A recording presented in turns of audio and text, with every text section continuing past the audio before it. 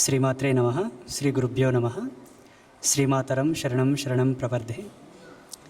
అంబాత్రయ క్షేత్రానికి వచ్చినటువంటి భక్తులకందరికీ శ్రీమాతల యొక్క ఆశీస్సులను ప్రసాదిస్తూ, ఇంతవరకు పీఠానికి వచ్చిన ప్రతి ఒక్కరికి కూడా తెలుసు, ఇంతవరకు అంబాత్రయ క్షేత్రానికి వచ్చినటువంటి భక్తులకందరికీ తెలుసు ఇక్కడ వసతులు ఎలా ఉన్నాయి, ఇక్కడ ఎటువంటి ఇబ్బందులు ఉన్నాయి, ఈ క్షేత్రం ఎంత విస్తీర్ణంలో ఉన్నది, క్షేత్రానికి ఎన్ని ఆస్తులు ఉన్నాయి, స్వామి యొక్క పరిస్థితి ఏందన్నది ప్రతి ఒక్కరికి తెలుసు.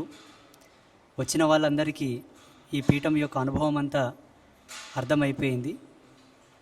కొత్తగా వచ్చిన వాళ్ళు ఎవరైనా ఉంటే వాళ్ళని కోసం, వాళ్ళని ఉద్దేశించి ఈ చిన్న వీడియో. స్వామి పీఠంలో ఎన్నో శుభకార్యాలు జరుగుతూ ఉన్నాయి. పీఠంలో ఎన్నో శుభకార్యాలు జరుగుతూ ఉన్నాయి. ప్రతిదానికి స్థలం అనేది చాలా అవసరం, మర్యాద కూడా.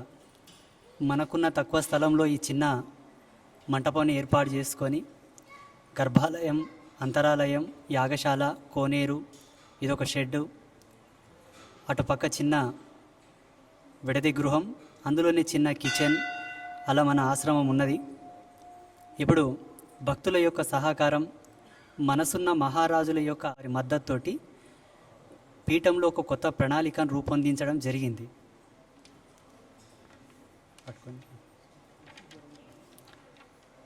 ఇది అంబాత్రయ క్షేత్రంలో కొత్తగా రూపొందించబడుతున్నటువంటి ఆలయ ధర్మాన్ని అనుసరించి ఇక్కడ నిర్మాణానికి చేపట్టినటువంటి మ్యాప్.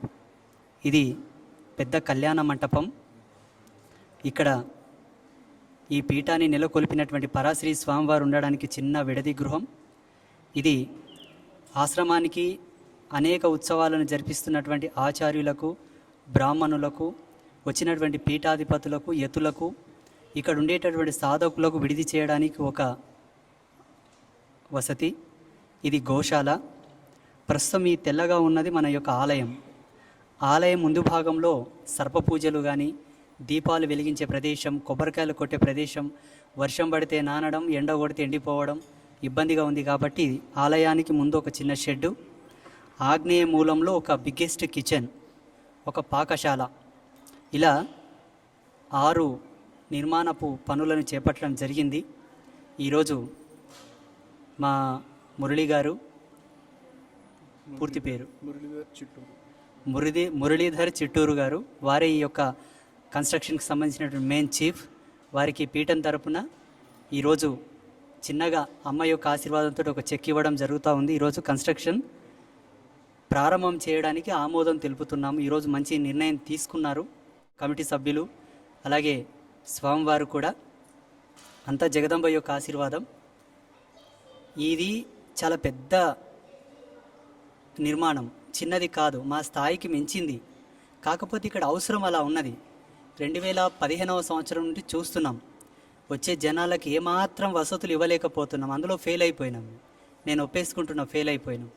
అక్కడ పడుకుంటారు, దోమలకు పడుకుంటారు, చలి వర్షం వస్తే నాంతారు.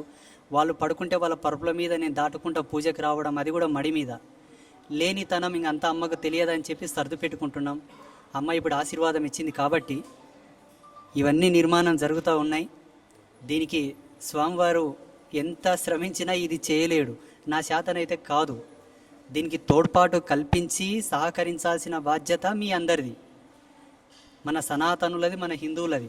పాకిస్తాన్లో వచ్చి చేయరు కదా, బంగ్లాదేశ్లో వచ్చి చేయరు కదా, మన భారతీయ వాసులు, మన వాళ్ళే, నా అనుకున్న వాళ్ళే చేయాలి. కాబట్టి మీకు అందరికీ తెలియపరచాలని ఒక సదుద్దేశంతో దీన్ని చేస్తున్నాము. మీ అందరికీ శ్రీమాతల యొక్క ఆశీస్సులు. శుభమస్తు.